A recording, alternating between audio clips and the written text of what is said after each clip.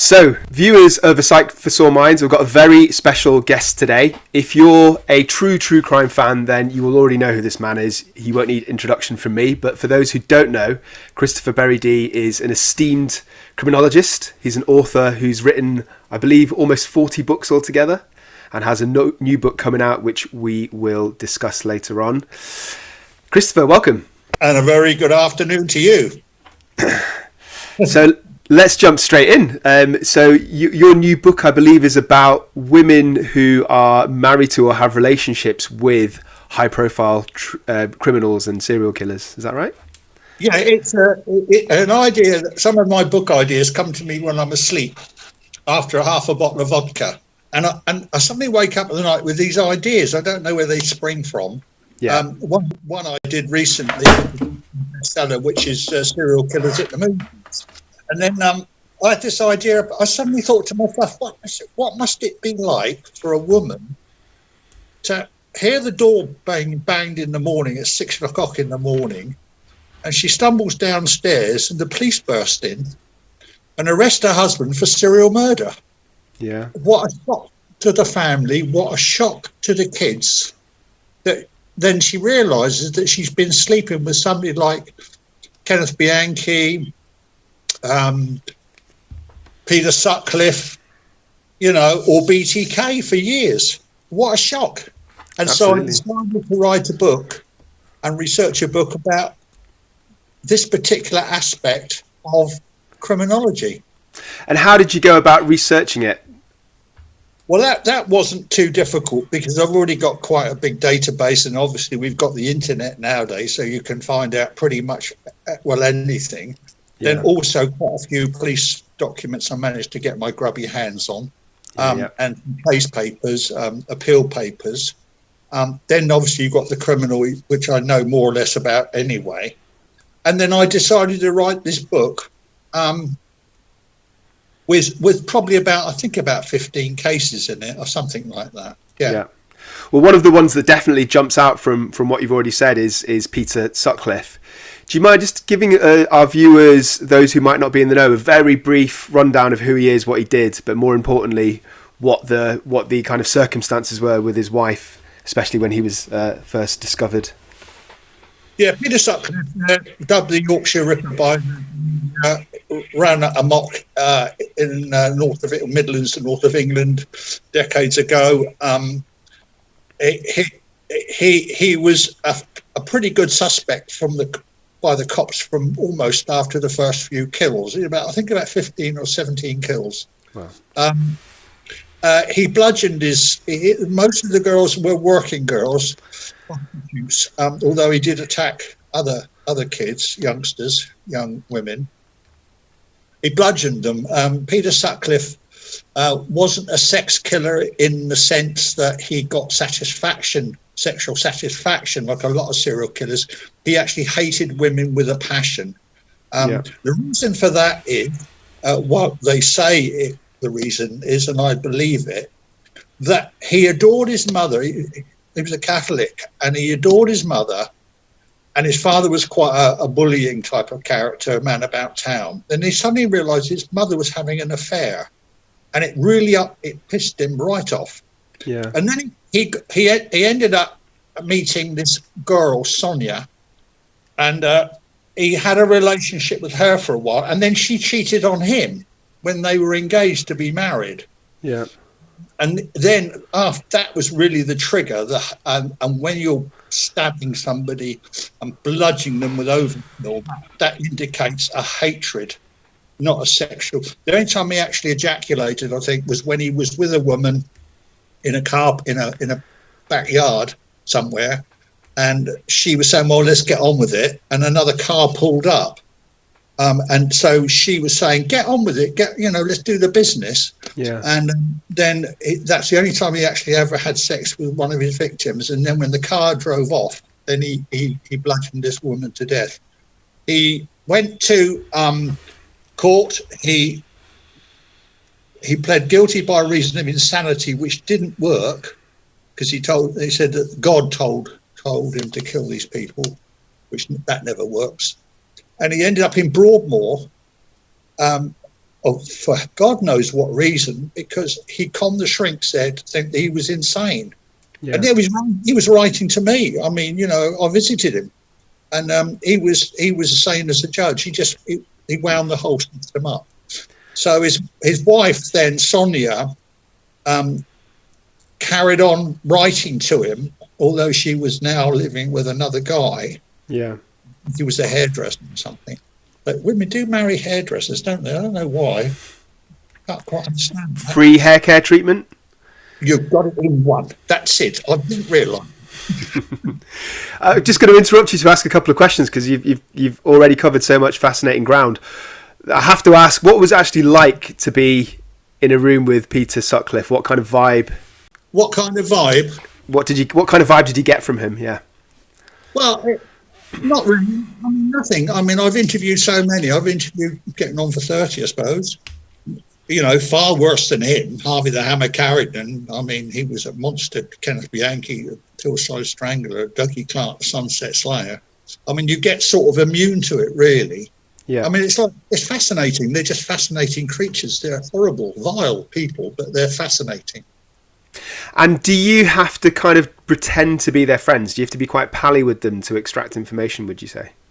Well, yeah, but it's getting your foot in the door, and that's something that I'm doing these serial killer masterclasses for YouTube. I start filming that next week with a TV crew. But no, you have to find a bait. Now, the interesting thing with Sutcliffe was that he was painting in watercolours in Broadmoor Hospital, and I'm an oil painter, quite a reasonable oil painter. So I wrote to him and said, "Oh, Peter, this is some of my paintings." So there was a sort of you find a bait to hook their interest. Yeah. And so that's how that happened. And that's how he typed his letters quite neatly. No sign of insanity in his letters at all. If somebody's a bit schizo or mad, then you can tell with their handwriting. But this was neat, Yeah. Okay. And you mentioned his wife, Sonia. So in your opinion, did she have any kind of inkling of what he was doing throughout this whole period of time? None at all. Absolutely none at all. She was, I think she was Polish. Parents were Polish or something. They came over here during the war. Hard-working family, teetotal. She came up from a strict home, and she was a strict disciplinarian of a woman. She has some mental issues herself, but that's by the by. But she was the sort of woman that would never have tolerated even the smell of anything like that. Okay. I mean, she's been vilified in the press because she kept writing and seeing Peter when he was in Broadmoor. But that was only because there was a house to sell. That she was, she was the one that basically owned the house anyway. Yeah. And she wanted to keep her dream home, and I don't blame her. But she's been vilified in the press, vilified in her neighbourhood. People, they don't like her. But there is a tragedy there because she's a victim too. She didn't know what was going on. Yeah. And so she must have literally found out as Peter Sutcliffe was getting arrested when the police came to his house, right? Correct. So do you know how she reacted to it all and how she processed it all? Well, I can't speak for her, but I would think that she'd probably get bricks if you ask me. I can't do anything other than that. Excuse my language, but I mean, let's say it as it is, Yeah. There's a lot of men banging on the door with tall hats, and Alsatians barking and blue flashing lights outside her lovely little windows. Yeah. And then they march in and start ripping the place apart. I mean, poor woman. I mean, imagine that happening to you or me or any woman that's going to listen to this program. Yeah, absolutely. Yeah, it just goes to show how sneaky some very violent serious criminals can be, right? Because it would take a certain amount of intelligence and planning and forethought and organisation to hide those kind of activities, especially when Sutcliffe had murdered so many women. Yep. Just he better go home, wash his hands, burn some of his clothes in the garden because he said, "Oh, I've got oil on them from work," because he was a lorry driver. Yeah. And then have his dinner and watching the TV, and then they go to bed, and she doesn't know any different. Yeah. Wow, that is very scary. And then, do you know much about what their relationship was like from that point forward? I mean, you said that she had to visit him in Broadmoor, and obviously there was a lot of like social aspects that she had to sort out, selling the house, etc. But do you think she forgave him to a degree? Do you think she was able to see the humanity in him still?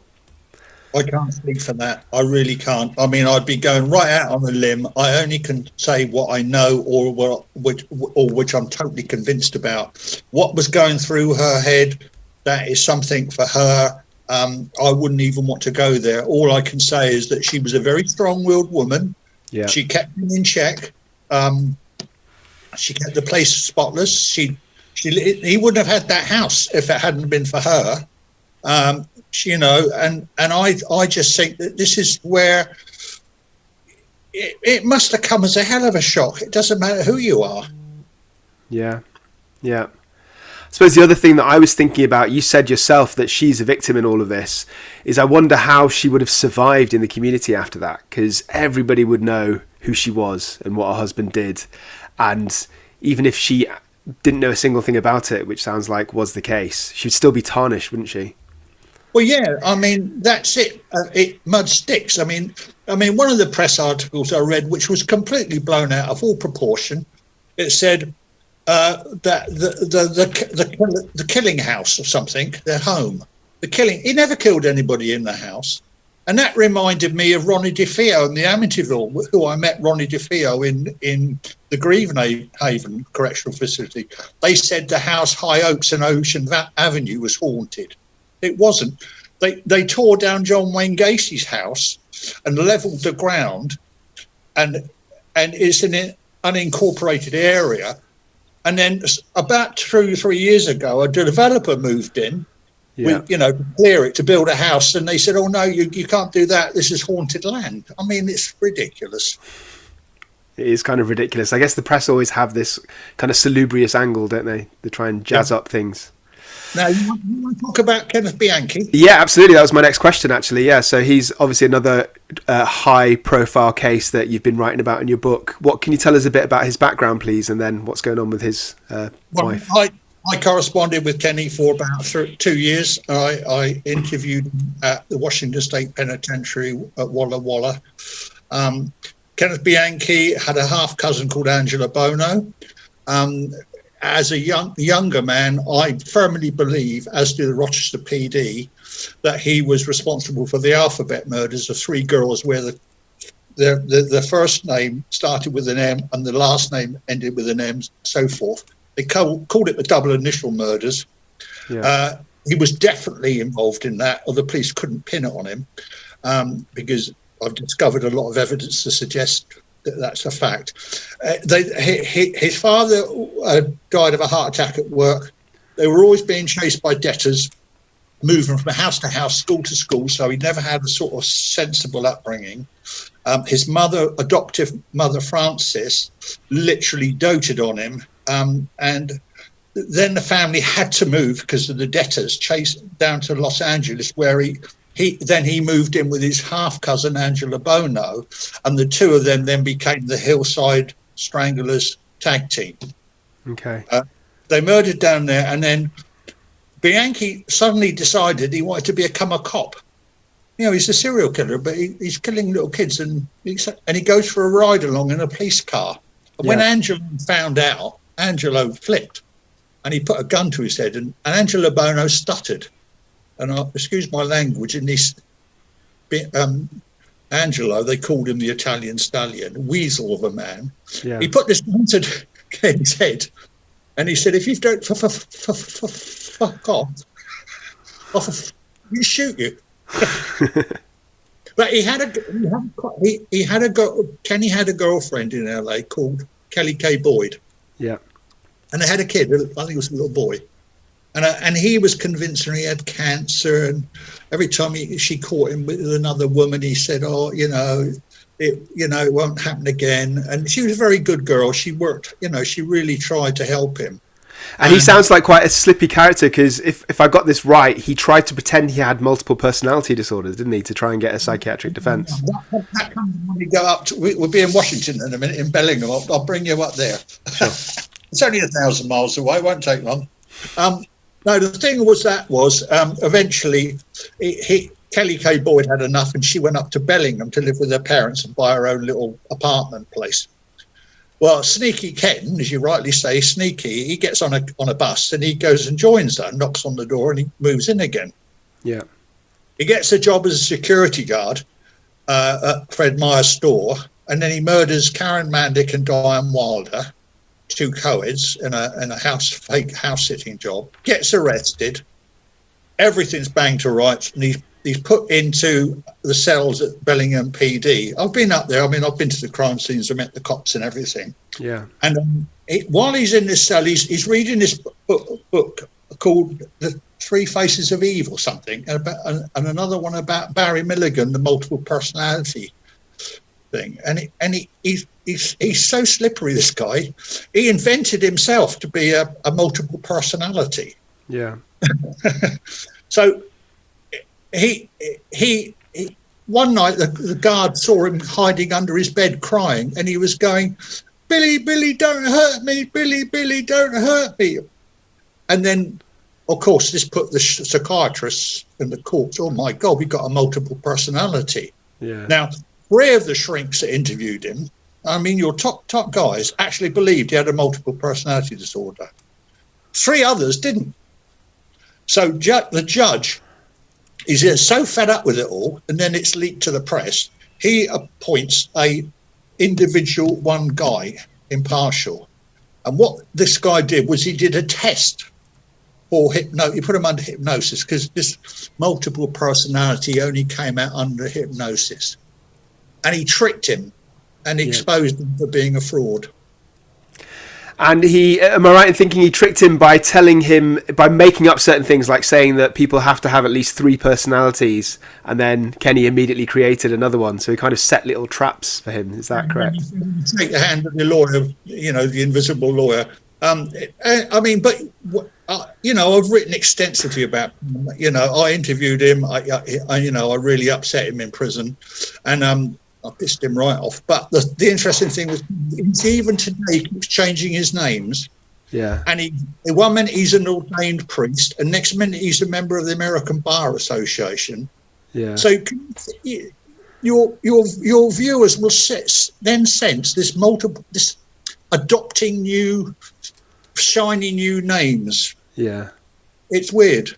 And do you think he's putting it on? Do you think he's doing it to try and live under this kind of lie that he does have multiple personality disorders, or do you think he really believes that he's switching personas? No, he's a con man. That's what he's doing. Yeah. He's a con artist. Another example of his cunning ways is that he once said to me, wrote to me, and he said, I'm sending you some of my drawings. They're very well done, and I get a lot of money for them, but I'm going to give you 3 as a gift. And being an artist, I thought, this would be interesting. So this cardboard tube turns up, and I unroll it, and there's 3 big sketches, pencil. And immediately I could sense that these 3 drawings were done by different people. Yeah. But the signature, Kenny Bianchi, was on the bottom. So you said that you pissed him right off during one of your visits. I have to ask, what was that about? What was the context? What did he say? I was out there filming a TV series, and he told me that he was a non-secret. He couldn't have been the killer of anybody, because his blood group was different to what was in the victims or on the victims, and he said, I can prove it, and he said, I'll send you the documents to prove it. Well, he sent me documents, but there were 6 pages missing.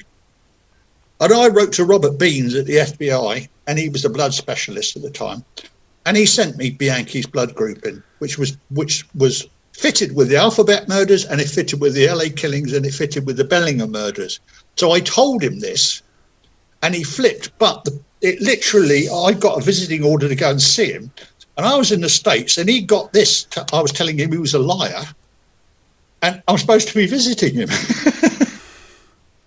Anyway, I got into a locked cubicle with him. He was unshackled. He sat up a little table between us, and he just stared at me. He's got these eyes of a great white shark. Yeah. And he was really angry. And I thought, okay. So I got up, I walked round his side of the table, put my arm round him, And I gave him a hug and I said, come on, Kenny, you miserable bastard. I said, I've come all the way from England to see you. And his brain stopped working. He couldn't figure it out what had happened. And I got an hour's interview. Now, what you've got to realise, you guys, is that these serial killers are cowards. They only kill little women and elderly, and they won't really go for a guy. As the guards came to get him, just as he was going out, he turned around and snarled at him, making it large in front of the guards, saying, if you ever come near me again, I'll tear your head off. Well, I did. I went to his cell when he was asleep because he said he had the best cell in the prison. And I upset him there. And then I saw him on exercise yard, right up close to him as he walked through the snow. And he just didn't look at me. And then everywhere I went after that where he killed, filming, I sent him a postcard. And I put on it, I wish you were here. Wow, sounds like you're toying with a serial killer. That's pretty brave. Why not? I mean, it's my little... I thought, you asshole, who do you think you are? I mean, I did it with... I think on one card I said, hope you're enjoying your day on the exercise yard. I'm at Gig Harbour eating a big bowl of shrimps, drinking beautiful cold ale, and I'm about to go and see Veronica Wallace-Compton in prison, your lover, which I did. And speaking of his lover, can you tell us a little bit about Kelly Boyd? So the same kind of questions as before. Do you think she knew anything? Do you think she had any clue? And do you know the circumstances of when she found out? Well, what I do know is that she was a real estate agent down in Los Angeles. She was a bright girl, very hardworking, believed, she was very gullible. She believed his story that he had cancer and all these lies he told her. She believed him. She wanted to believe him because he was quite a good-looking guy in his day, although he's a bit pockmarked face. So when he went, she literally ran away from him, but he inveigled his way back into her life.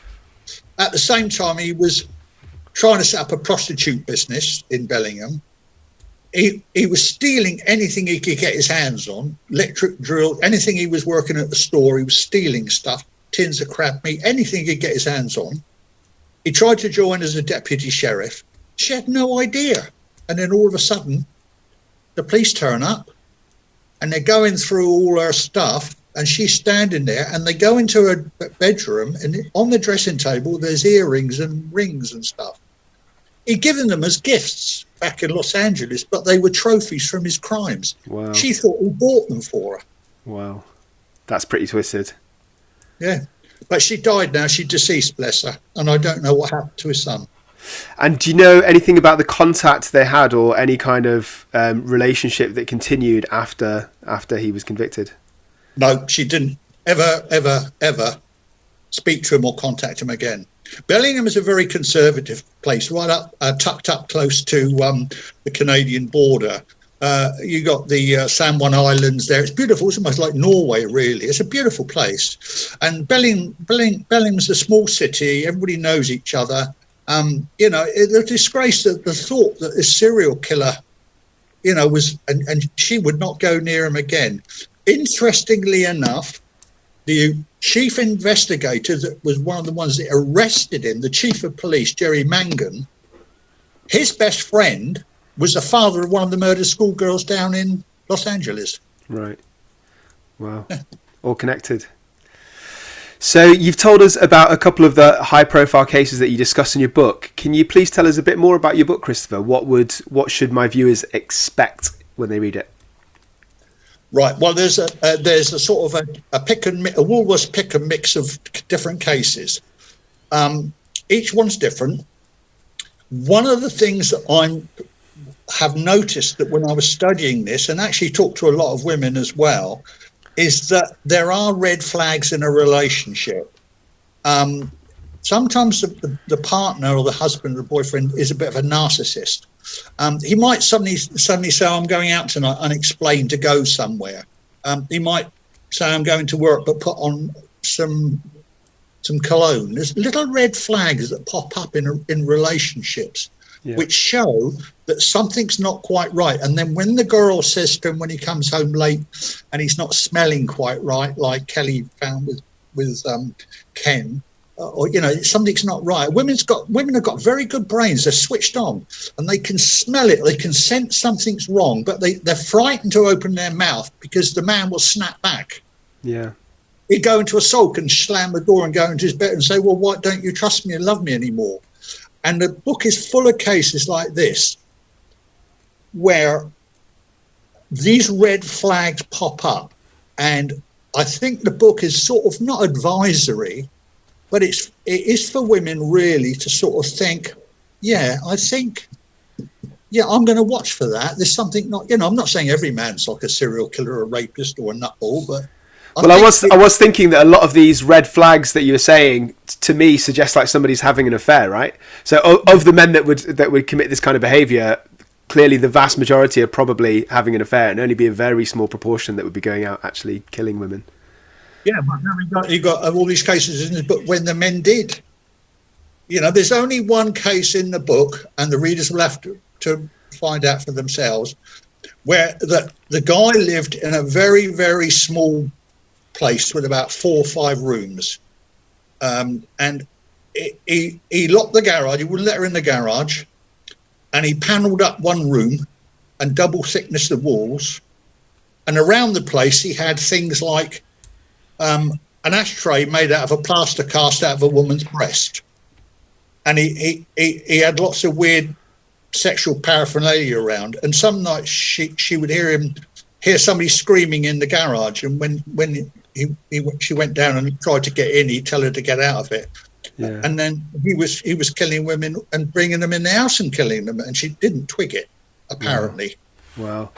When you talk about that immediately reminds me of the case, I've forgotten the man's name now, the man from Austria who had like a secret family down in the cellar, where he repeatedly, he held his daughters down there and he repeatedly raped them. Yeah. What's his name? We've just had a little girl in the United States been found. She's been missing for 14 years or something like that, and man kept her in the cellar. Yeah.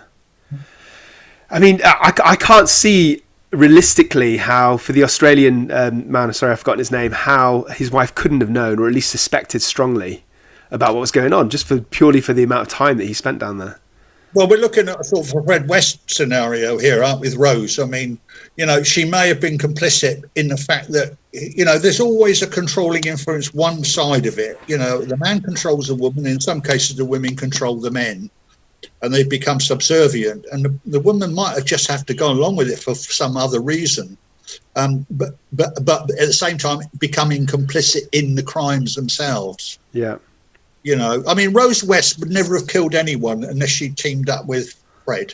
Yeah. Mara Hindley would never have killed anyone if she hadn't got involved with Ian Brady. It's like a grenade. You've got the grenade, you've got the fuse, and they're inert, but when you put them together, they become explosive. Yeah. That's a really helpful analogy. You mentioned Rose West. I know that you've had some interesting interactions with her, Christopher. Do you mind telling our viewers a little bit about that?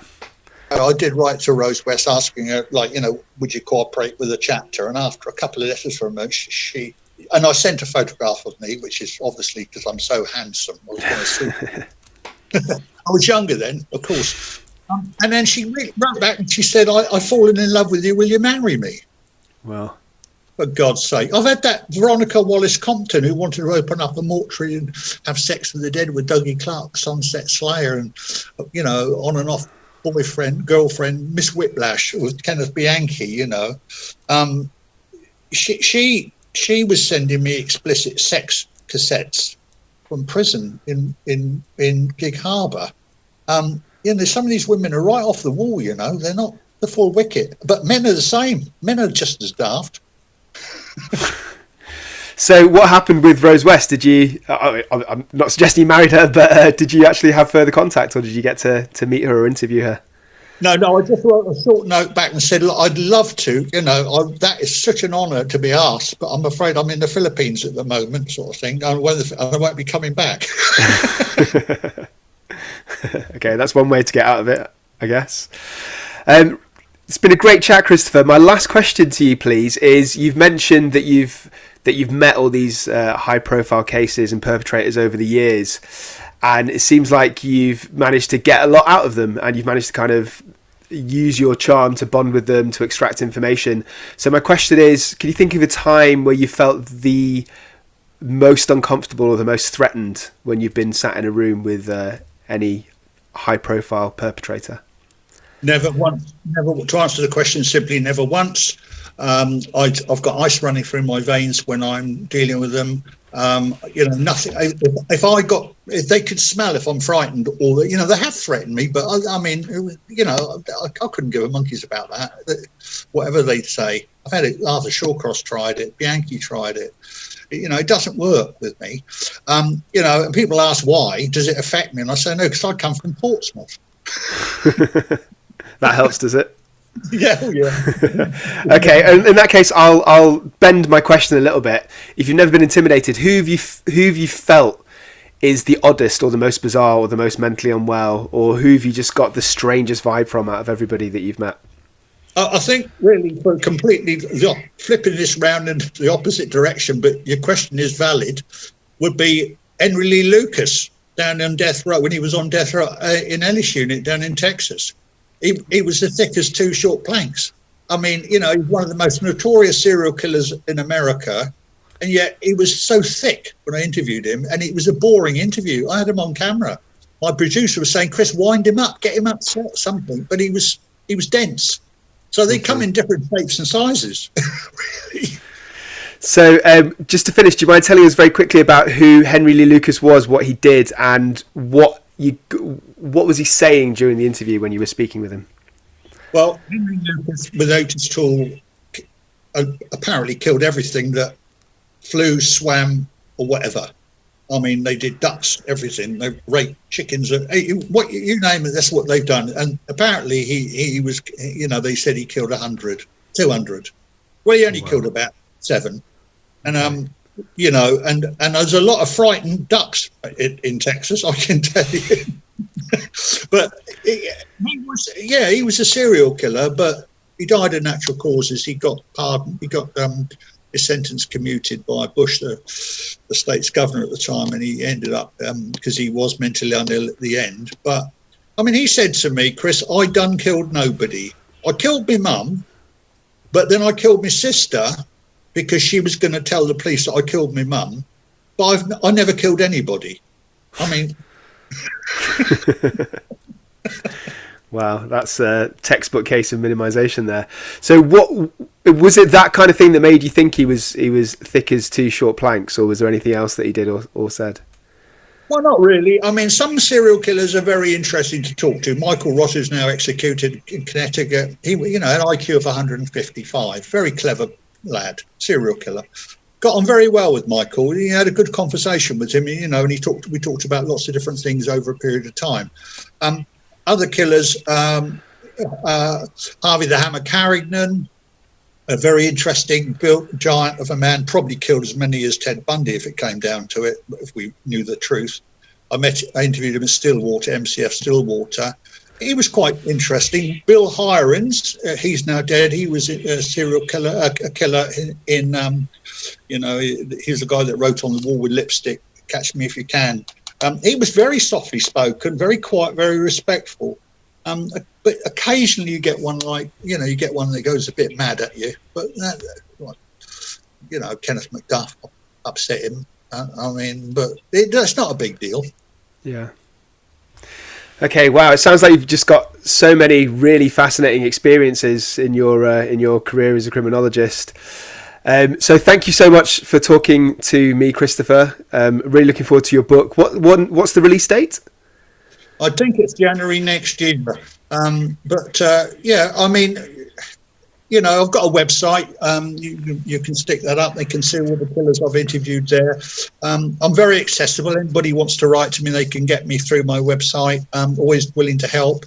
Let's no nightmares, please, as I say. I'll make sure that all the links to your websites and your book, etc., are down in the description of this video. Christopher, thank you so much for your time. It's an absolute pleasure to talk to you. And you have a great day wherever you are. Take care of yourself, and we look forward to many more books coming from you. Right, God bless you. Cheers.